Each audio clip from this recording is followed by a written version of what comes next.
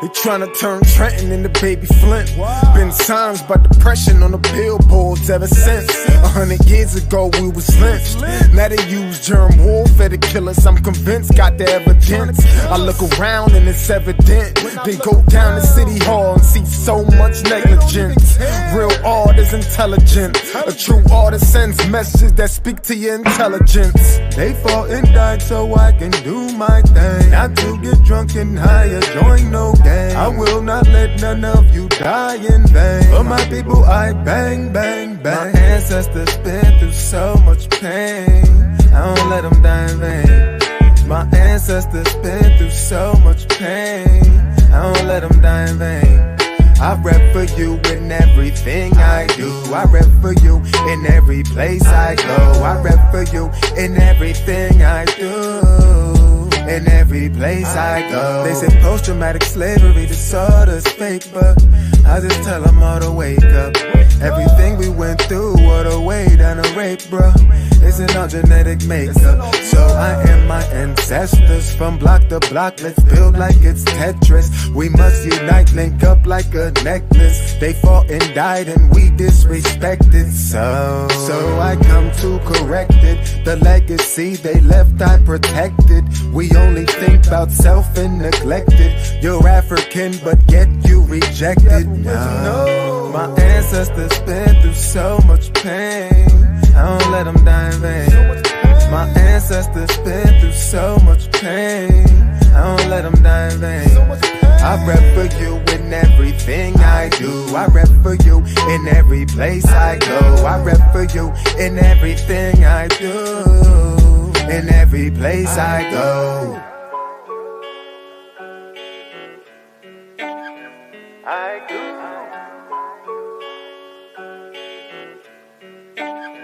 I go.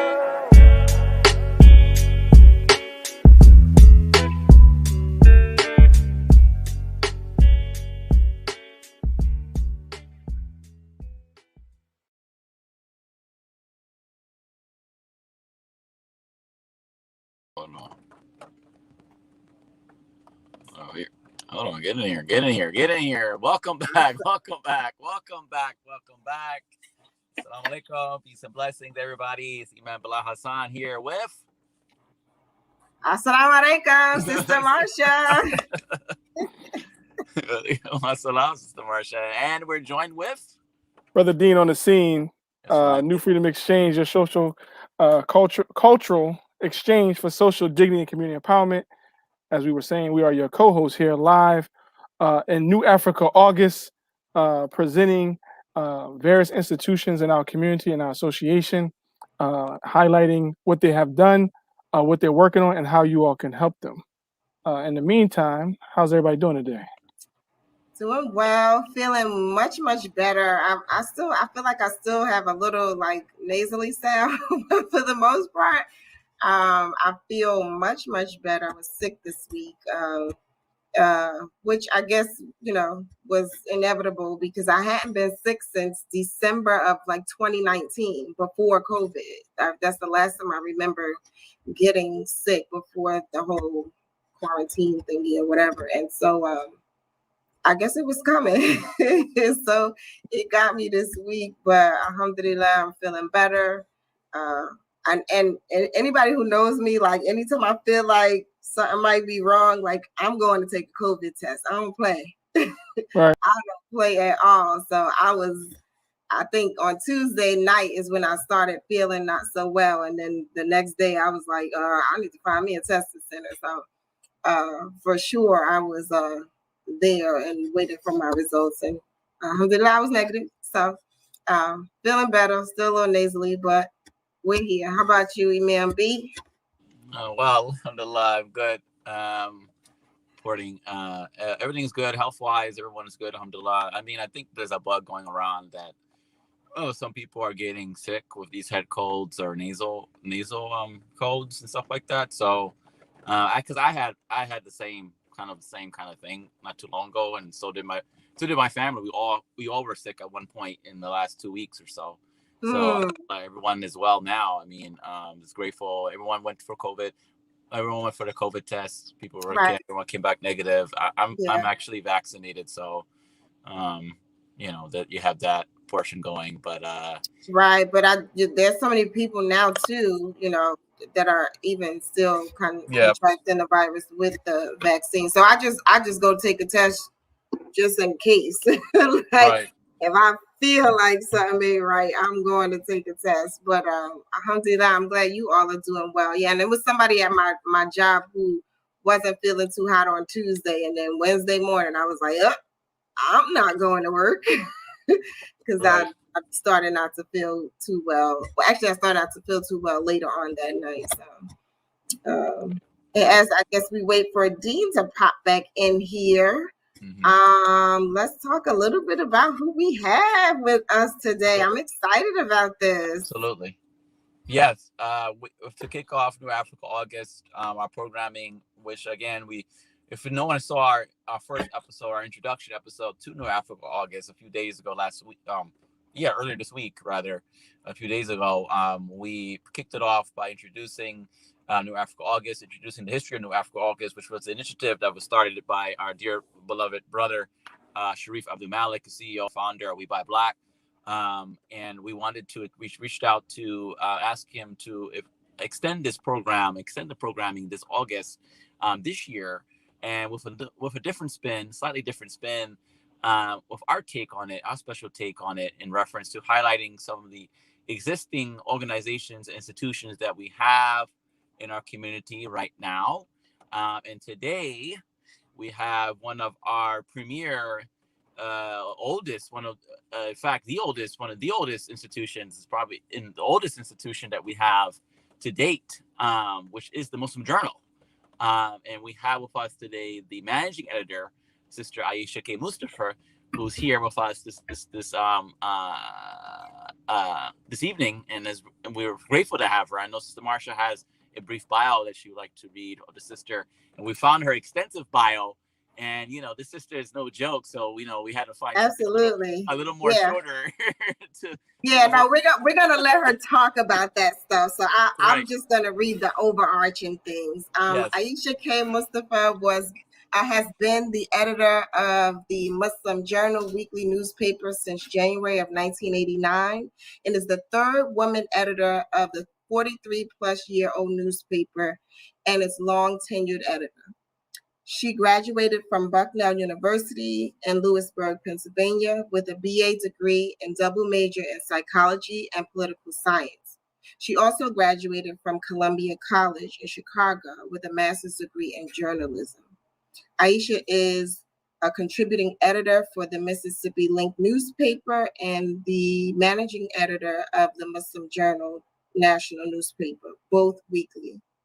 She has worked in newsprint journalism for 30 years and is entering the fourth year teaching journalism at Tugelo College in Tugelo, Mississippi, her mother's and sister's alma mater. And so without further ado, we want to bring the sister on with her dynamic self and let her give you all of the rest of what we didn't even give you in that bio. Assalamu alaikum, sister. Wa alaikum assalam, and thank you all so much for having me. And yes, that's a few years short in terms of, like, I've been at Tugulu now going into my 7th year. Oh, okay. So just add about 4 years to everything else. Okay. So we're gonna add 4 things to everything I just read. Yes, ma'am. How are you today? I'm doing great, thank Allah. That saying that, I've definitely kept myself in quarantine, self-quarantine. Not that I had the bug, but so I don't get the bug. So right. I'm a believer that there's a bug out there, and it wants to get to us. And don't nobody want to get bit. And so I'm gonna give it a run for its money. If it's gonna catch me, it's gonna have to work for it. So exactly. I definitely understand that. But thank you so much for joining us for New Africa August. This is a time where we've chosen to highlight institutions, groups, initiatives in our community. We are, as we've been talking a little bit about the pandemic, we are distanced from each other. And so with that distance, sometimes we don't know what's going on in our community across the country and even across the world. And so this is an opportunity for us to highlight for our viewers and for our listeners what's going on in our community, the history of it, the richness of it, the benefit of it, and how we can help. So with that said, I think one of the first things we want to sort of know is, so how did you even get involved with the Muslim Journal? That's an amazing story. And I don't know, you young guys, how many of y'all were born into the religion? You know, that's the amazing thing. You all are generations of people who were born to Muslim families and parents. But in my generation and those before, we were up and coming converts.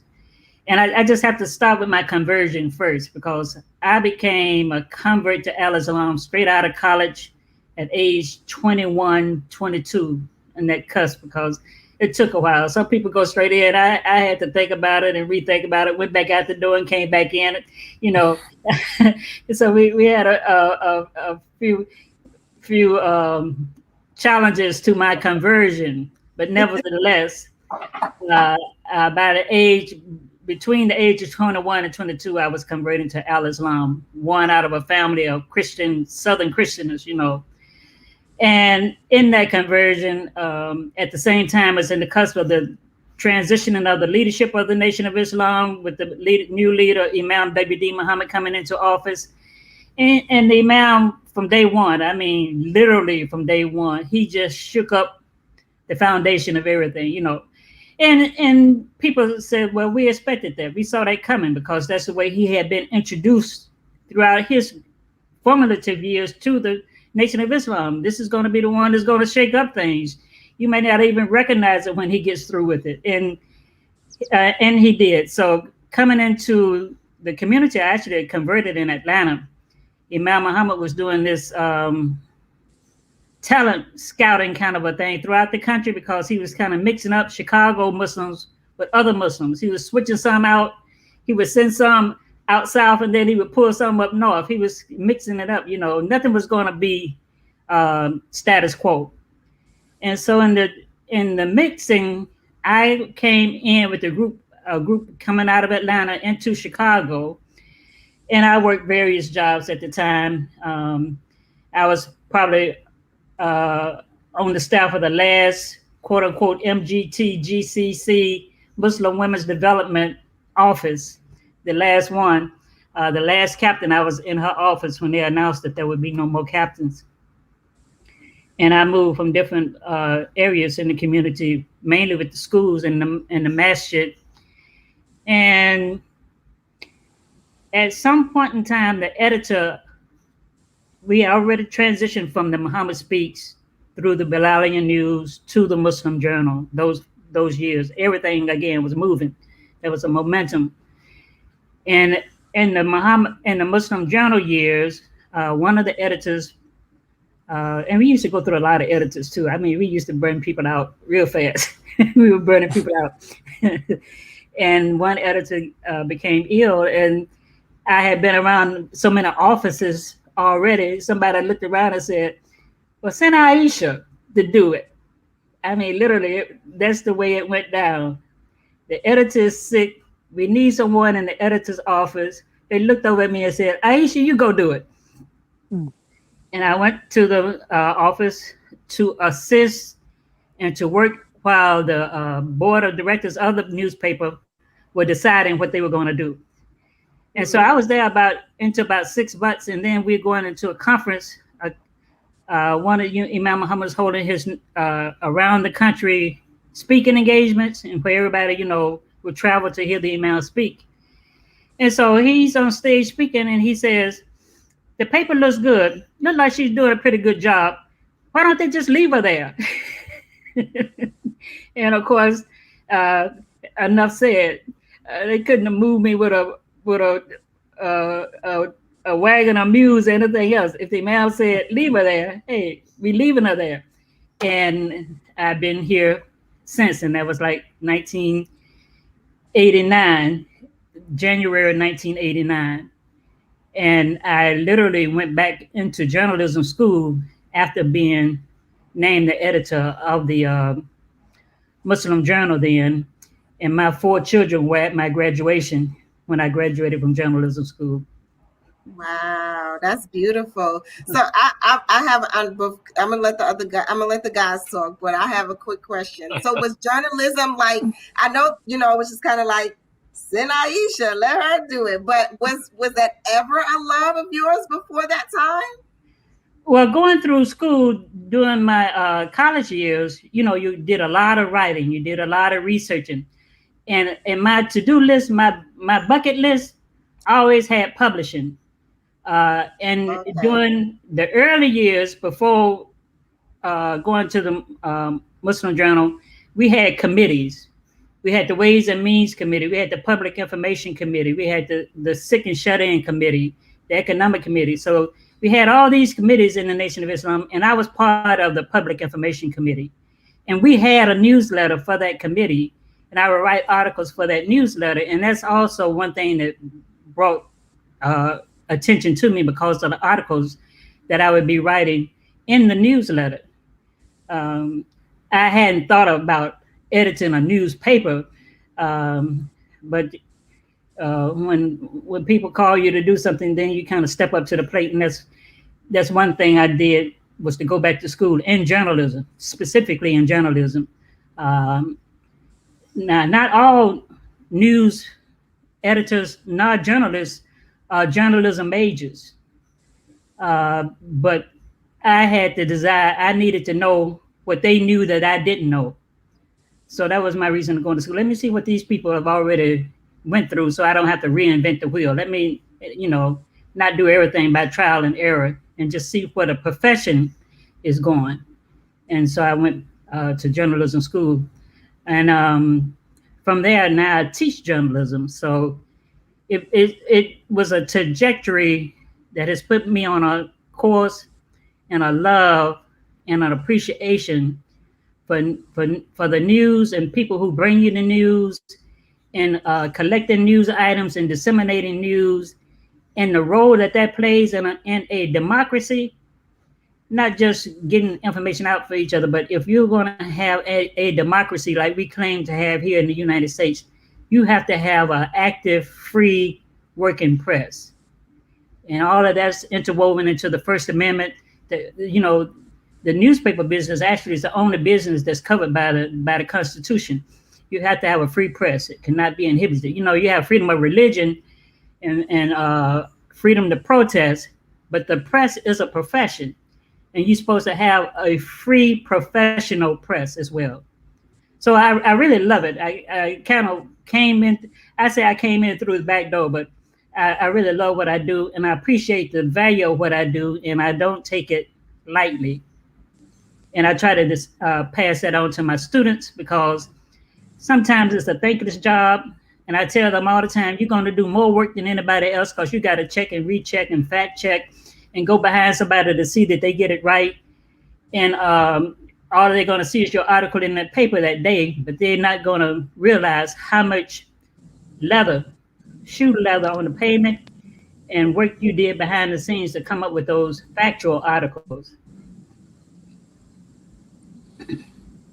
Excellent. I want to just interject real quickly in the historical analysis, when you went through the different levels of the transition of the paper. So would you be considered the only editor of the Muslim Journal? Because you said it was the Muhammad Speaks, Bilalian News. I don't know if you mentioned American Muslim Journal. Yeah. Then it was a Muslim Journal. So, like, what year was that around? Okay, well, Muhammad Speaks is like 1961, right? And that's with Malcolm. That's right. Malcolm Shabazz, Hajj Malik Shabazz, Malcolm X literally started the Muhammad Speaks on behalf of the Honorable Elijah Muhammad.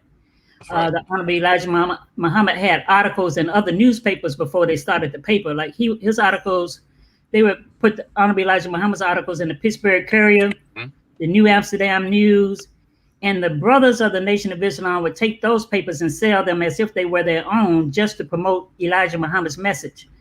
And the Fruit of Islam, the FOI, made those papers prosperous and popular. Pittsburgh Courier, New Amsterdam News, the FOI sold those papers. And then when Malcolm came on the scene, there's a photo of Malcolm in the Muslim Journal on page 23 every week, where he's holding, there's about 3 photos of him holding newspapers. And in the late 50s, Malcolm did an article, and he held Black newspapers and their value to African Americans. And he said, he referred to the mainstream media, the white newspapers, as the big guns. He said, the big guns downtown are going to come after you.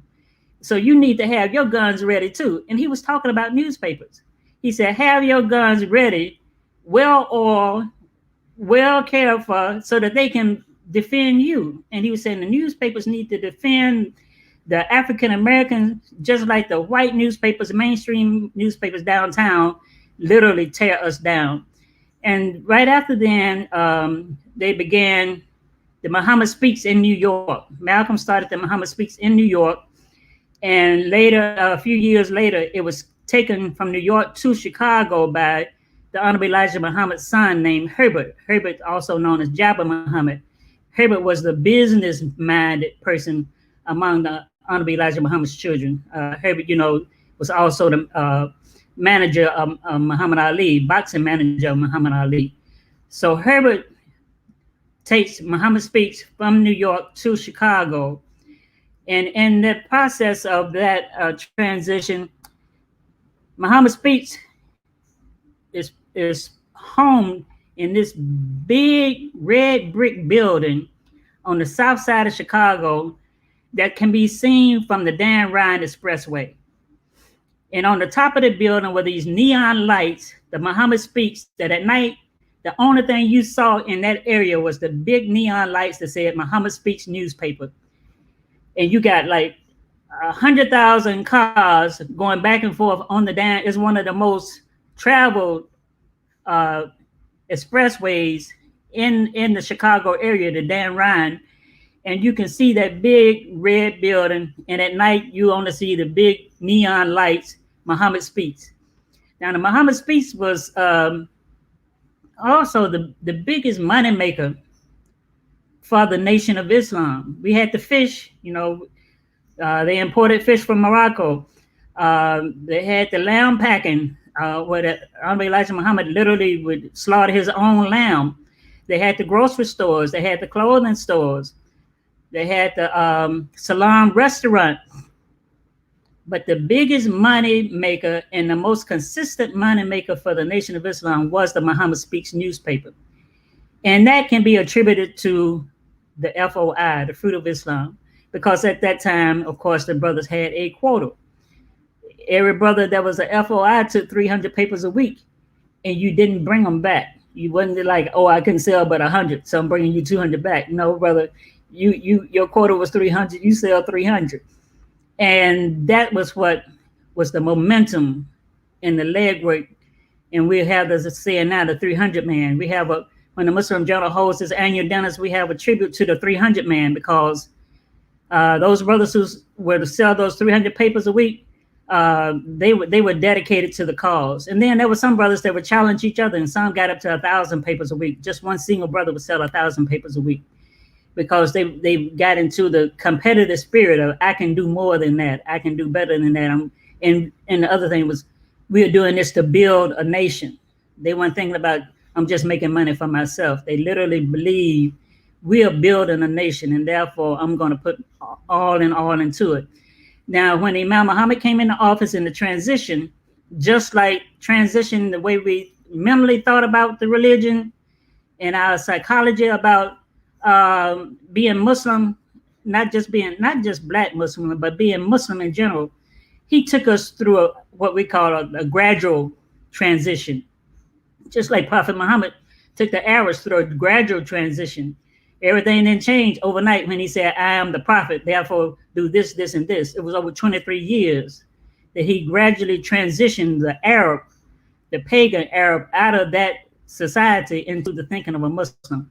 Imam Muhammad used the same process. It was a gradual process to transition us out of the Nation of Islam thinking, black nationalism, separation from other, even from other Muslims, and the newspaper transition as well. So the transition from the Muhammad speech in 1975 went through a period first when Imam Muhammad was telling us about the religion, because he was trying to explain to us, and some resistance was there.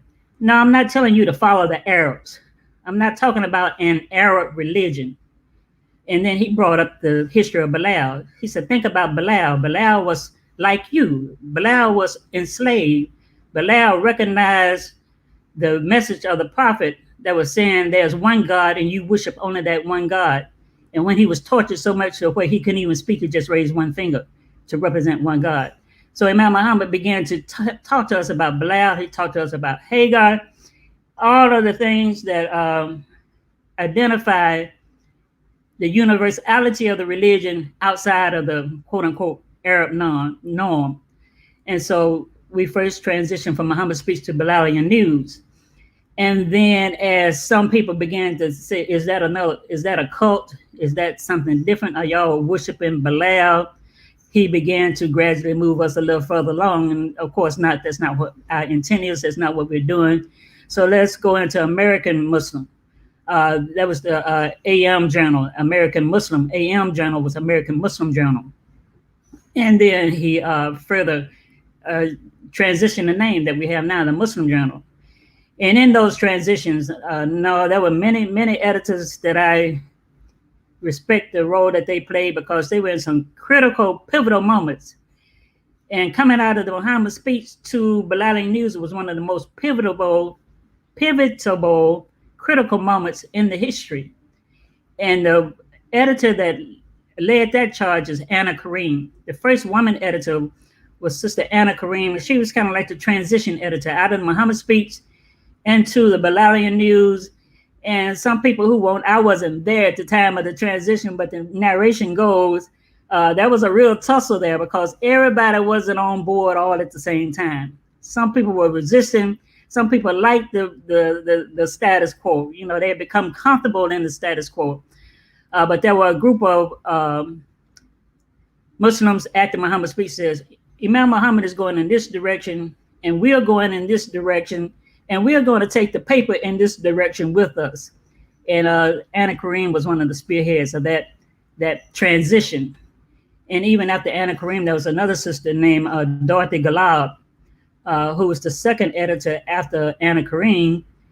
And Dorothy Galab was married, you probably know more about Galib Galab. Galib Galab had a musical show in Las Vegas that went for years and years and years. He passed about 2 years ago. But if you Google Galib Galab, beautiful musician, had top-notch shows, kept them clean, did world tours, and then came back to our conventions to play music at the Mosque's conventions.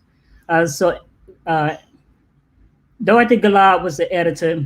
She went on to work for one of the major talk shows in Chicago. After Dorothy, we had a string of brother editors, and one of those was Muhammad Akbar, who was in Georgia when he passed, and he was also a photographer, was one of the major photographers at the time. And there were a few others in between. And then I became editor. The editor before me was Harry Muhammad. Harry Muhammad had become ill, and that's when I came on as editor. Excellent. I mean, that's a beautiful rundown of the history of the journal and its evolution of the journal to where it's at currently now. And I hope everyone finds some appreciation for that. And we're speaking to one of I don't think people understand. We're speaking to one of the crucial components of why the journal is still standing, and still sustaining to this day. Sister Ayesha K, along with other pioneers that she mentioned, the other editors who also paved the way for Sister Ayesha K to be where she's at, in this role as managing editor of the Muslim Journal, all laid down the foundation to whereas we can we're talking, the reason why we're talking about the journal. And now let's get to the nitty gritty as to why we're here, right? We're in this space right now. Now everyone's a little more familiar with the history of the journal. Let's talk more to transition a little bit to talk a little bit more about the status of the Muslim Journal, of the current state of our institution, of our newspaper. What is the current status for the believers that you can share to us now live, that you'd be willing to share with us some of the status of the Muslim Journal as current as of today? The Muslim Journal is still a work in progress, and the thing that we want to see is constant growth. There's no end game to this. There's constant growth, and we want it to continue that way. Now, the newspaper industry in general, if you've noticed, has had its ebb and flow. It's ups and downs, mainly because of the change in the industry itself, the internet, online news, all of those entities and changes have impacted newspapers and news media in general. If you listen to what people are saying, they're battling with various ways that people come to their news. You have Fox News battling with CNN, and very critical of each other. That who's holding the mantle for true journalism, and journalists are really at a crossroads now, to uphold the pristine industry of journalism. And they're having their financial woes, not only with the COVID impact. We're all impacted by COVID. Journalists had to go home and start working from their basements and start working from their living rooms and start finding different ways to broadcast. And now to the point of where they're basically saying, I don't know if I need to go back to a studio. We can stay spread out, and this is working pretty good. But at the same time, newspapers in the news industry relies mainly on advertisers. That's where they get their money from. The main industries have been impacted by advertisers now going online, and they're not getting the revenue that they used to get. And that was before COVID set in.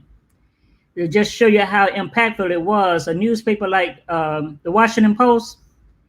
The Washington Post is a 100-plus-year-old newspaper that was owned by one family. The Washington Post was suffering financially, and you know what bailed it out? Jeff Bezos. Jeff Bezos bought the Washington Post newspaper, and now he's infusing enough money into it until they are opening up like 1,000 Washington Post offices throughout the world. And he's restaffing journalists and financing their offices so that they can retain the legacy newspaper that it is. It's a legacy newspaper, and there are many, many legacy newspapers. Muhammad's Peace, going into the Muslim Journal, is a legacy newspaper. These papers have struggled through hard times and good times, but they are critical because in the industry itself, the way the media looks at itself is in terms of importance. You have the executive branch, which is your president. You have the judicial branch, which is the Supreme Court. You have the legislative branch, which is Congress, the Senate, and the House of Representatives. And the newspaper looks at itself and they say, and we are the fourth estate. The fourth estate is that fourth column that stands outside of all the established government entities, but it is the watchdog over all of them. And it said, neither of those three branches of government are going to remain true to their calling unless you have the watchdog fourth estate to the side, calling them back to what their purpose was, or calling them out when they left their purpose. And they did a pretty good job of calling our former president out many, many times. I can't imagine where we would be if it were not for some media pushing back on the things that our former president Donald Trump was trying to do, and they're still calling him out on those things. So, in terms of the necessity, it's there, and I don't see that changing if you are going to live in a democratic society. And in terms of organizational skills, even in the military, the first thing you do when you have a military operation is they send out the communications team. They have to establish communication on the battlefield before they can bring the soldiers onto the battlefield. There have to be some form of communication. Your newspaper, your media, these are your forms of communication. And so that's something that's not going to go away, but it can be as weak or as strong as its supporters allow it to be. So with that said, I know we want to get into sort of what the goals for the Muslim Journal are going into the future. But before we go there, I just want for our viewers to know sort of what kind of news would we find in the Muslim Journal? What is it different than, let's say, a mainstream newspaper? You know, what would we find in the Muslim Journal for those of us who are not reading the journal? And first of all, you will find Muslims. Okay, you will find Muslims in the Muslim Journal. Another thing about the media, the way it talks about itself, it said your newspapers are your rough draft of history. When people began to study what was happening at a certain time, they go back to the old newspapers and start pulling up newspapers and say, what were they writing about? Movies like Glory. Any of y'all ever seen Glory, the movie about the Massachusetts infantry? There was all black infantry during the Civil War, and how those black men with Denzel Washington and Morgan Freeman playing the parts, how they wanted so badly to participate in the war to fight for their own freedom. Well, that came out of a newspaper reporter's narration of what was happening at that battle.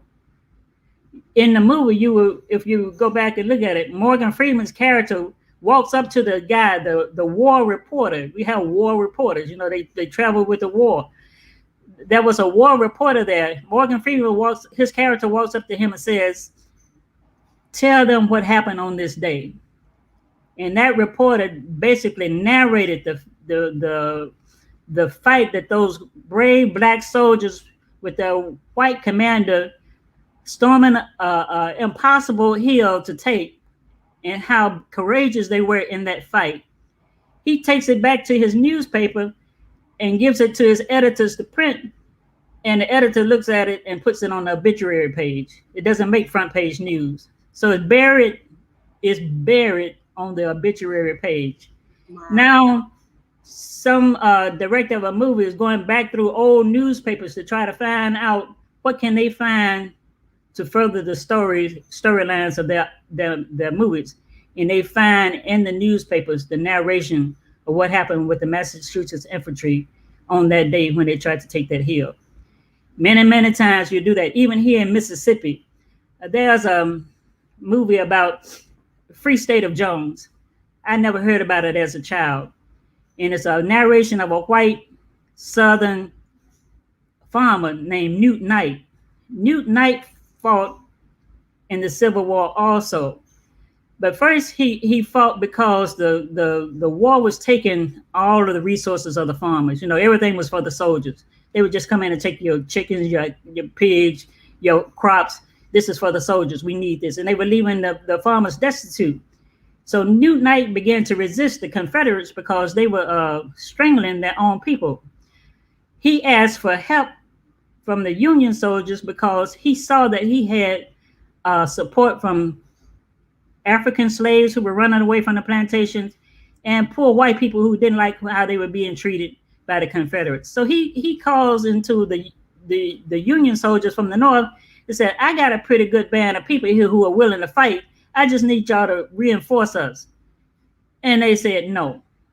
They didn't send him anything. So he said, well, we're just gonna fight for this little territory we got here. And it was one county in Mississippi, and he called that county, this is the free state of Jones. It was Jones County. He and his band of ex-slaves and poor white farmers got together and fended their space, Jones County, from the Confederate Army, and they called it the Free State of Jones. And all of that was buried in newspapers. And some of those family members, the descendants of Newton Knight, because he actually ended up marrying an African woman. He had previously been married to a white, and then he married an African woman. You should look at the movie Free State of Jones, the narration on his biracial children and how they were treated. And it's a very interesting narration. It's very powerful. But when people began to research these things, to come up with these ideas, a lot of time they spend time in newspaper archives. One last one, the NPR did a piece called Make It Plain. Make It Plain was the narration about Malcolm, because that was that was what everybody would say when Malcolm, the Honorable Elijah Money, anybody was talking, the FOI's comment was, make it plain, brother, make it plain. And so they did a piece on Malcolm called Make It Plain. And they spend weeks in our offices, going through our newspapers, going back through the Muhammad Speaks newspapers to reinforce the narrations that they were going to have in that series, in those documentaries on Malcolm.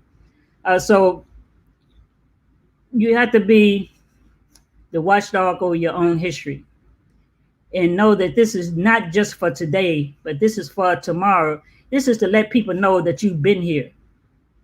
How else will they have known that you traveled this road, you traveled this path? You have to have this narration going forward. And again, it's the rough draft, because tomorrow things might change. The day after that, things might change. So you're constantly changing as the narration, as the information comes to you, and your obligation is just be factual. Be honest with yourself and be factual. And the bottom line, just tell the truth. Make it plain. And so with that said, what are some of the goals of the Muslim Journal? You can give us your short-term goals and your long-term goals, and you can sort of group them together. But tell us the goals for the Muslim Journal as we progress into the future. Okay, short-term. Make sure the door's open tomorrow. Do what you got to do to make the doors open. And we have a Muslim Journal staff that they're not always in front of the camera. They're not always the one that's making the speech. But believe me, they have sacrificed. I have a staff that has sacrificed. Some of yours parents were in Nation of Islam, Fruit of Islam, MGT. And we used to have what we call holdback meetings. And that was when all the guests who came out to the temple were escorted to the doors. They would leave, and then everyone who was signed up as a Nation of Islam member, FOI, MGT, you in the holdback meeting. And in those holdback meetings, the minister would really do a campaign on dig deep. And it was for you to come up with whatever you didn't put in the basket when it passed the first time. It was like, I know you're holding something back. I don't know why you're holding it, but you're holding something back. So just dig deep, brother. Come up with that last dollar that you stuck back in your back pocket. Just come on up with it, So it was the dig deep holdback meetings. I have a staff of people today that sometimes I put them in a holdback meeting and I tell them, you just have to dig deep. We've come this far. So much has been sacrificed to get here. Just think about all those FOIs who sold 300 papers. It was a sister in Chicago. Her father was a FOI. She said he used to bring some of the papers. Muhammad Speaks home. They would use them as chairs. They would put plastic on them as chairs, and then he would move those out one week, and then the next set would come in. But he was more than a 300 man. He was a dedicated soldier. And she said, we just saw Muhammad Speaks all over the place all the time. And so my staff, I tell them, too much has been sacrificed for this paper for us to slip up, let go. if we still got breath, then the Muslim Journal has breath. And they roll their eyes at me and they go back to work, you know. And so I tell them sometimes, I said, just hold on, the cavalry is coming, you know, and the cavalry, quote unquote, is you all. You all are the cavalry to take this thing forward, you know. And just know that you have an asset that transitions time is not held back by the old. It can be carried with the new, and it is of vital importance. So that's what the short term is. Just keep the faith, keep the momentum, keep the Muslim Journal present, up front and present. The long term is, as I have become a teacher of journalism, I want to make sure we carry that fervor and that necessity for journalists. We carry it forward. There are journalism schools. We're not in a position to start a college yet, but we do want to do some journalism training. We want people to be signed up as journalists in training.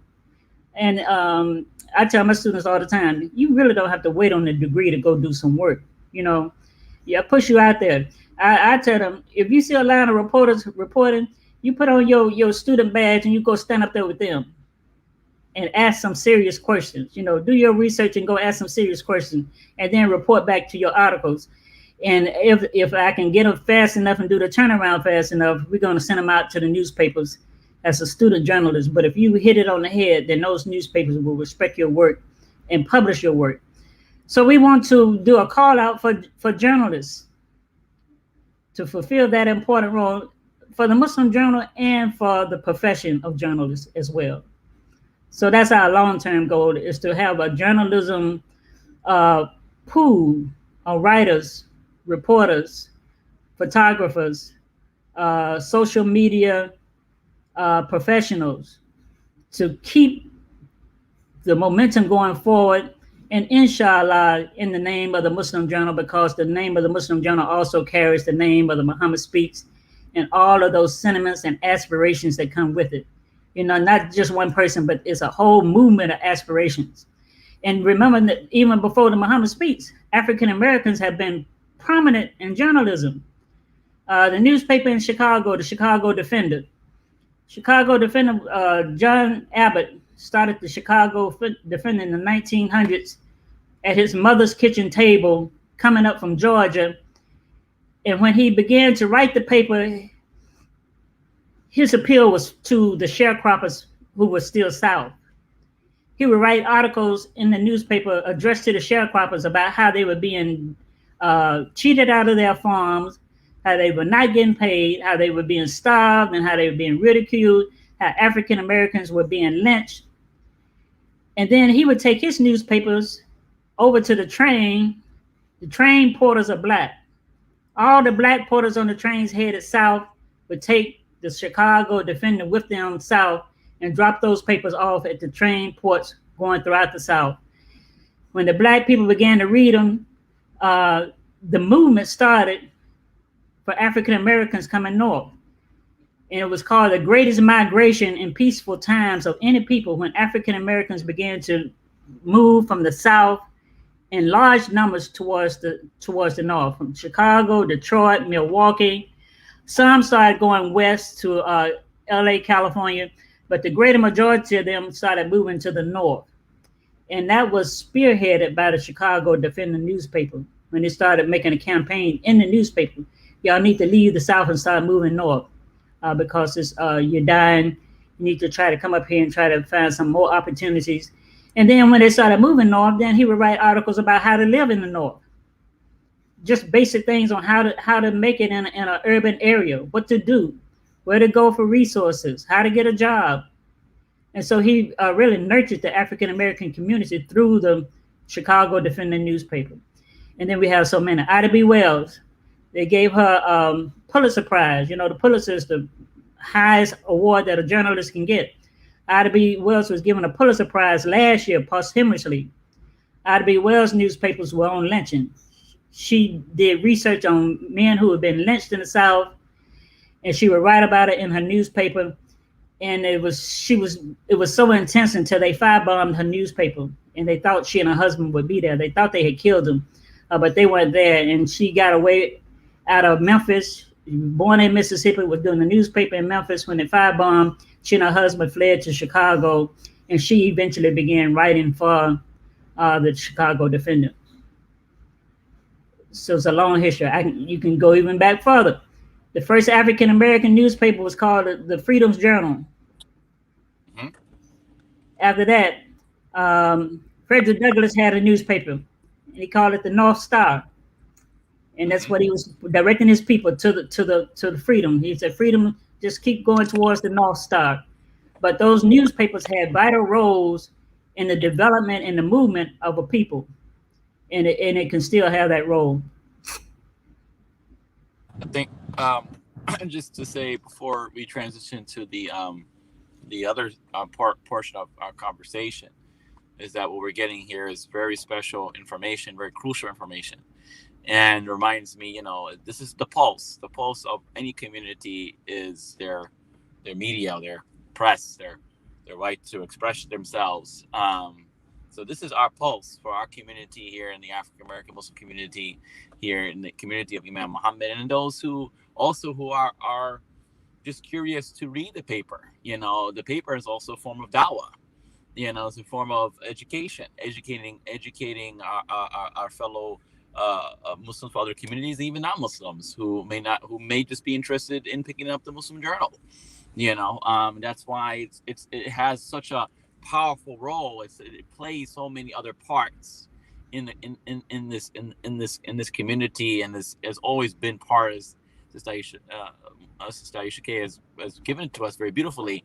It's always played a crucial role in our community's development, and you see even through its maturity as a paper, you see the community's maturity through the paper, as we have matured from coming out of the expression of Nation of Islam into the various iterations of the Muhammad Speaks, Valley News, et cetera, to now we have the Muslim Journal. So it just shows the maturity and the growth of the community from point A to the point we are now.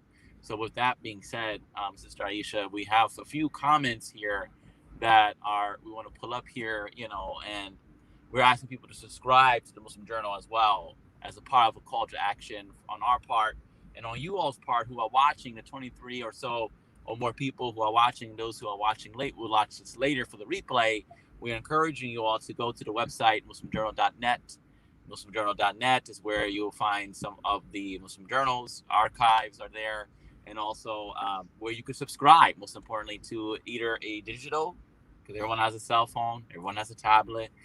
Some of us read and get our news already on the tablet or cell phone, so why not read Muslim Journal on your cell phone or your tablet or computer? Or if you want to read the journal in print, we have the option of print.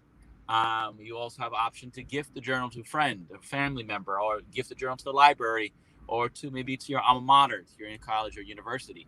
Take out a subscription for them and donate it to the library. There's so many ways to do that, but Sister Ayesha K, I will not take your shine. I want you to tell us any more details. We have people asking if they're at Cash App, Zelle, with our sister Zarina check here. She says, can we Cash App or Zelle a donation to the Muslim Journal? So what are the other ways that people can support the journal and get involved with the journal other than the ways I just mentioned? Praise be to our sister Zarina and our favorite Facebook friends. We kind of tag team each other a lot. I love her post. I can always move it forward when she puts something down. And her husband are great supporters of the Muslim Journal. Right now, we ask you to assist us with the circulation. If you do anything, you can purchase as many subscriptions as you like through the Muslim Journal website, and that can be an online subscription or a print subscription, and we can gift them to as many people as you like.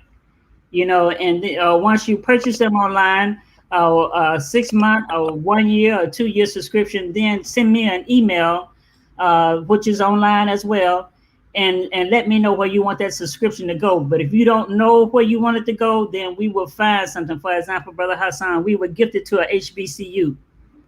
Okay, that I know you will get that to them. Okay, we were gifted to a prison population. Okay, a public library. If you have a relative that's really been looking at you strange ever since you became Muslim, we were gifted to that relative. And a lot of people would tell you, I didn't go to the temple, but I read the Muhammad Speaks, and that's how I became familiar with the Muslims, and that's how I decided to convert. There's a community of Muslims in Bermuda, and they say it was the newspaper that came to Bermuda, came to the island, and when they began to sell the newspaper, the people began to read it and said, I like that message. I want to learn more about those Muslims. And that conversion was spearheaded. It was the impetus for it was reading the newspaper. The newspaper can go further than sometimes our voices, and it can go past from person to person. You know, so the value of the newspaper and dawah is very important. And Sister Marsha, one of those other things that makes us different is we show up more than just for Eids. You know, the Muslim Journal is a 52 issues a year newspaper.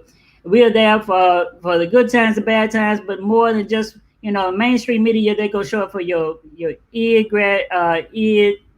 and for Hajj, and then they're gonna go back to doing what they were doing. Until next year, they'll show back up for Eid again and for Hajj again. If some terrorist event happens, then they start looking for Muslims to make a statement about those terrorist events. But the Muslim Journal is here literally 24 hours, 7 days a week, 52 weeks a year on behalf of Muslims. And about that information that will impact everybody's lives. You know, when it came to the Black Lives Matter, a lot of our constituents say, well, you know, Imam Muhammad didn't focus just on being Black. No, we're not going to focus just on being Black either, but we're going to focus on justice. And we're going to focus on when we see a brother being, his life being snuffed out of him by officer's knee, we're gonna bring attention to that, just like we would have brought attention to the Africans who were enslaved, who were Muslims as well. But, you know, right is right and wrong is wrong. When you're doing wrong, you just have to call out wrong, no matter who it is on or against. And so we address those issues that impact all people, because we are a part of all people. You know, we're not separated from humanity. If it impacts humanity, then it has a place in the Muslim Journal. And we're looking for writers. We're looking for more and more dedicated writers. Excellent. That's what I was, the question I was going to ask, but we're coming up on an hour, but you already answered it. How to keep the healthy balance in media with current news, your mission, your vision, as well as keeping in mind, or keeping in before your reader's mind, the importance of your legacy. So I appreciate you sharing that last tidbit with us. We're thankful that you was able to join us here on New Freedom Exchange and New Freedom Network for this edition of New Africa August. We look forward to building more with you in the Muslim Journal. Several things came to my mind as you were discussing, and we've already had some discussions as a team in regards of how we could build and work together creatively to carry forward this. I heard Elijah Muhammad say, not that I heard him because I was there, but I heard it in my research, that he said the paper is our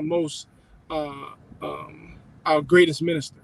The newspaper is our greatest minister. So as you just articulated in your presentation, also I feel a little not chilly, but a little warm as I hear you speak, and knowing how your relationship with Imam Muhammad, you could see that or feel that coming across as you share our history and the concern of the next generation, right? Because that's sometimes taken for granted because we don't see a lot of the elders pulling the young people up, but you all still have this great concern and this great prayer. Like, I believe you all's prayer is what pushes us to what we do, whether we know it or not. So we just wanted to congratulate you for holding it down and reaching out for us to continue to go forward. Any closing remarks from my other co-hosts? I mean, this was Yes. just this was a beautiful, beautiful show. Sorry, Bilal, I'll let you go after me, but this was a beautiful show. I mean, I learned some things as we as we took this journey with our sister. You know, I didn't even know about the American Muslim Journal. I missed that segment. You know, I knew about the Bilalian news, but I missed that piece of it. So I learned that part, and then it's just always good to hear the history. I felt like, you know, it was story time at the library or something, and I was sitting on the floor as you were sitting in the chair, sort of telling the history of it all. And I think for many people, hearing it gives you an appreciation for what you see now, right? Sometimes we see what we see now, but we don't really have a connection to it until we hear the story, how it got to where it is today, the transitions, and the political climate and the social climate and all of that. Like the newspaper took a journey through all of that, and it was good to be able to hear that today. And I just want to encourage our viewers to one of the things that Society talked about was that long-term vision of having some journalism training, and I thought that that was wonderful. We all have young people in our lives, or are going to have young people in our lives going into the future, and so what a great way to connect them, especially those who love to write, to connect them to a source to be able to not only get their training, but then to go on and make something historical that much greater as we go into the future. So it was great to hear that be the long-term vision for the journal. And then I'm just encouraging everyone to go and subscribe. I actually have another tab open on my laptop, and I'm just like, what subscription am I about to get? So anytime we bring a guest on and, like, you know, there's this call out, I'm like, I'm sitting here like, well, wait a minute, I don't have a subscription. I probably should get my life together and get a subscription. That's right. Okay. So I'm doing that on another screen as we speak. Exactly. But go ahead, Bilal. Just real quickly here, just would like to say again, we really do, and I think that's yeah, we really appreciate Sister Ayesha, your work and your efforts. I mean, it's like it's so much to say to that. It's like it's hard to capture, and sometimes in words, your appreciation for somebody like of your magnitude who has sacrificed so much over the years to preserve this institution, this pulse, our community's pulse. Secondly, I just want to acknowledge some people here in the comment section. Sister Georgette Beya, she just commented here. She says, "Right on, Bilal. We are establishing Muslim journal subscriptions to women's prisons in Cali. Our goal is to establish MJ subscription in the local schools, junior colleges, and libraries. Alhamdulillah, New Freedom for the inspiration." We appreciate you, Sister Georgette. She also asked, "Will there be a time to be grateful?" Sister Ayesha, you don't have to answer that question now, because the little birdie told me that the committee will be coming on our platform sometime at the end of this month for New Africa August to talk a little bit more about that. So, Sister Georgette. Okay, I'll leave that little birdie for the end of the month. Georgetta, I believe Georgetta and I were 20-something years old in Chicago. We came into Chicago at the same time. I came from Atlanta. She came from LA. She drove with her. Is this the same Georgetta? Georgetta drove from California with her son. We lived in the same apartment building. She was in the accounting department. She was with the business entity. And we basically grew up in the Nation of Islam, 20-something years old, all of us just out of nowhere showing up on the streets of Chicago. When I got up to move to Chicago, my sister looked at me and she said, "Where you going?" I said, "I'm going to Chicago." She said, "Who you know in Chicago?" I said, "A brother." She said, she tried her best to call everybody she could think of to tell them, "This girl is getting ready to move to Chicago. She don't know anybody in Chicago." But we were excited. We were enthused. We believed in what was in front of us, and Allah protected us. Allah protected us on the way. So sometimes you just move out on faith. One last thing. I did have a fun fact I wanted to ask you. Someone told me, you can correct me if I'm wrong. Does the K in your middle name stand for Khutbah? Yep. I was in Chicago with my former name was LVX. Yeah, I still had a name, a birth name. And Imam Muhammad was helping everyone find them a name. You know, usually he would say, keep your first name and change your last name. And a sister, I used to do, the Imam had a group he called the instructress, the sister instructress. It was the parallel to the imams. And so we used to have instructresses classes. And one of the sisters took one of my speeches to the imam, and she was getting our names for us. All of us weren't going to the imam for individual meetings, but she took a list of names out of her office, the last MGT, Muslim Women's Development Class office. She took our names over to the imam, and she was describing us to him. And when she described me, he said, "Oh, tell her name is Ayesha K." People know what the K means. Some people in the office, one sister, she always come and Kutba. But that was my name until I got married and added Mustafa. But Ayesha K, the K is for Kutba. I told them to some immigrant sisters one time, and they looked at me and they said, "Who is your father?" I said, Kutba. And lastly, before we let you go, last show, and we probably do this throughout the month, we read a quote of the Imam expressing what New Africa is. Can you, and also we know in the center for the Muslim Journal, there's an emblem or what you call it, a replica of New Africa in community life. Can you share, as we close out, what is New Africa? New Africa is a new state of being. Like the Imam Muhammad used to talk about the Honorable Elijah Muhammad and his social reform. He said, the Honorable Elijah Muhammad, for those who understood him and even understood Farad, these were social reformers. They were doing psychological warfare. They were transitioning us physically out of a state of inferiority. If y'all don't go back that far to really know when African Americans had an inferiority complex. You know, we so full of pomp and circumstance now. You would say, y'all used to feel bad about yourself. But there was a time when African Americans really had an inferiority complex that had to be worked upon. And it was Elijah Muhammad that did that work, did that hard work of pulling us out of that sense of being inferior. I mean, literally digging out of your substance. You know, he said, I just need empty vessels and I'll put a man in it. You know, he just said, bring me people and empty out everything you've learned so far. I'm going to put the man into you. And Imam Muhammad used to talk about, you are like seeds. He said, you know, if you look at a seed, some people look at it and say, that's a pebble. And they'll misconstrue it as a little rock or pebble and toss it.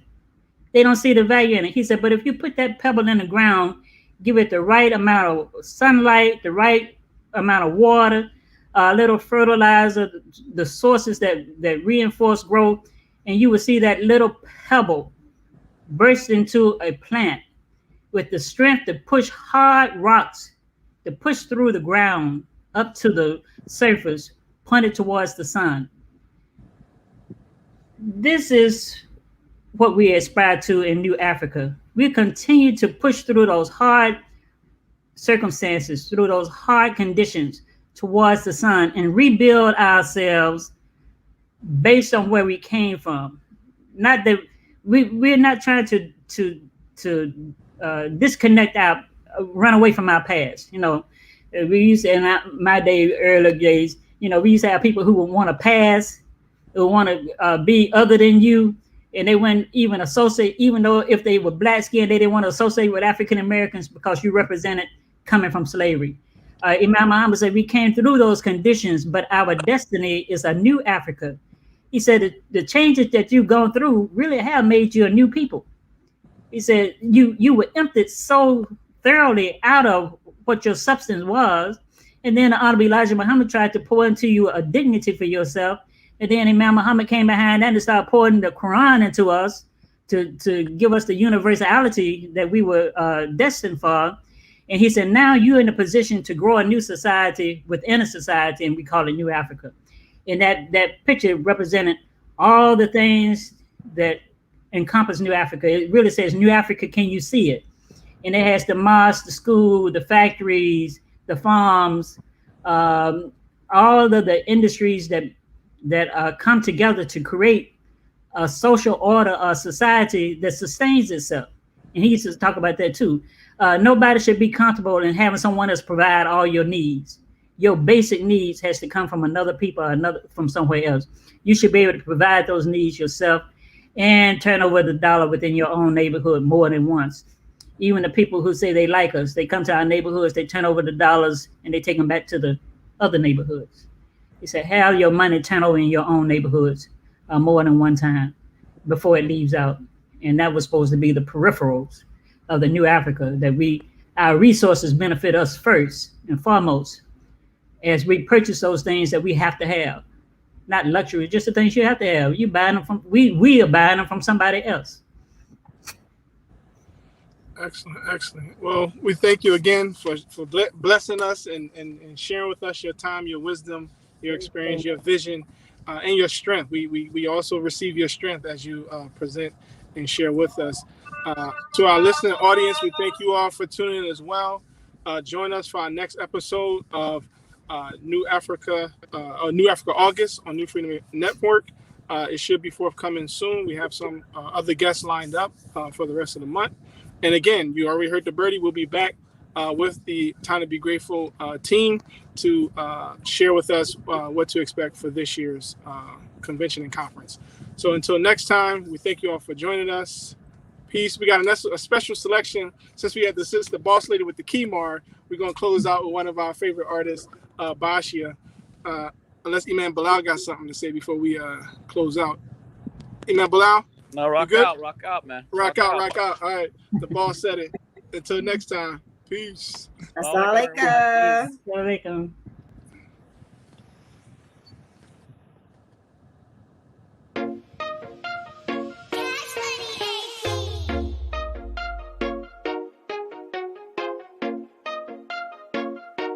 Shadia. It's a gummy beat. Miss Boss Lady with the Kemar. Hey. Miss Boss Lady with the Kemar. Hey. Miss Boss Lady with the Kemar. Hey. Miss Boss Lady can be nice. Hey.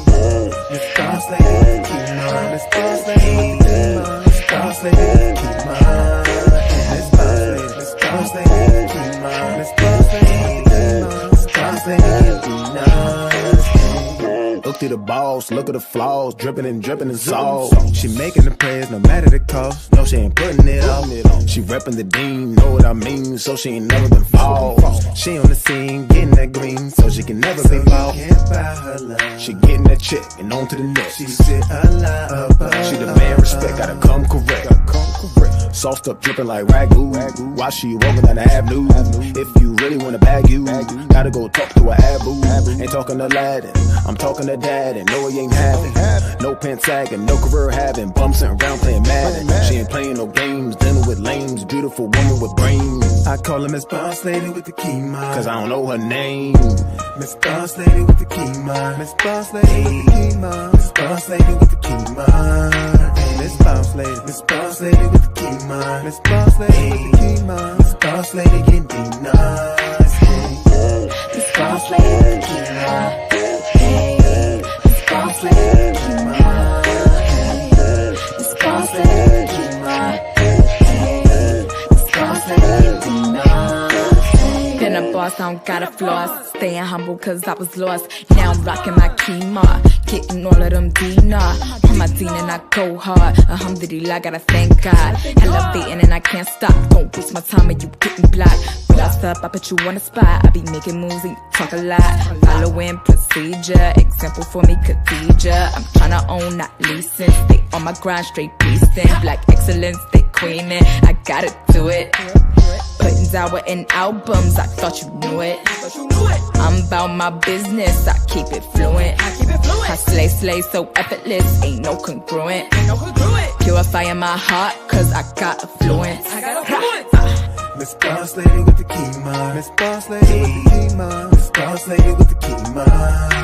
Miss Boss Lady, Miss Boss Lady with the key, man. Miss Boss Lady with the key, man. Miss Boss Lady get deep, nice. Miss Boss Lady with the key, man. Miss Boss Lady with the key, man. Miss Boss Lady with the key, man. Miss Boss Lady, Miss Boss Lady with the key, man. Miss Boss Lady with the key, man. Miss Boss Lady get deep, nice. Miss Boss Lady. Miss Boss Lady with the key, man. Miss Boss Lady. Miss Boss Lady with the key, man. Miss Boss Lady. Miss Boss Lady.